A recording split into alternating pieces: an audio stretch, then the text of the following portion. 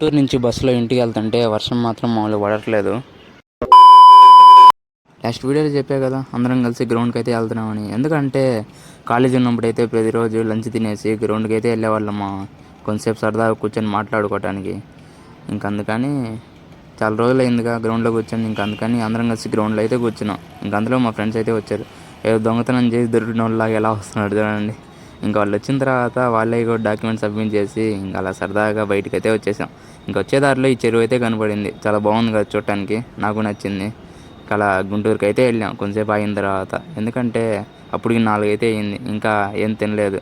అందుకని అందరూ ఏమో ఫాస్ట్ ఫుడ్ తిన్నామంటే ఫాస్ట్ ఫుడ్ సెంటర్ దగ్గరికి అయితే వెళ్ళాం. వెళ్ళి అక్కడికి ఎవరెవరు ఏం తినాలో అవన్నీ ఆర్డర్ చెప్పుకొని తినేసాము. ఇలా కలిసి తిని చాలా నెలలు అయితే అయింది. అలా తినేసి అందరం కలిసి బస్ స్టాండ్ దగ్గరికి అయితే వెళ్ళాం. ఊరికి వెళ్ళాలి కదా. అందుకని వచ్చేదారిలో వర్షం పడేటట్టుంది. మా ఫ్రెండ్స్ ఇద్దరు అయితే మమ్మల్ని డ్రాప్ చేశారు. అలా బస్ స్టాండ్ లోపలికి వెళ్ళామా, అసలు ఫుల్ ఉన్నారు మా బస్ స్టాండ్ లోపల, అసలు ఖాళీయే లేదు. అయినా కానీ నేను మా ఫ్రెండ్ మాత్రం బస్సు అయితే క్యాచ్ చేసాం. బస్సు ఆగకముందే బస్సు ఎక్కేసాం. అలా సరదాగా బస్సు ఎక్కేసి పేటకి అయితే బయలుదేరిపోయాం. వచ్చేదారిలో వర్షం అయితే మామూలు పడలేదు మా. అందరూ ఫాలో అండ్ సబ్స్క్రైబ్ చేసుకోవటం మాత్రం మర్చిపోబాకండి ప్లీజ్.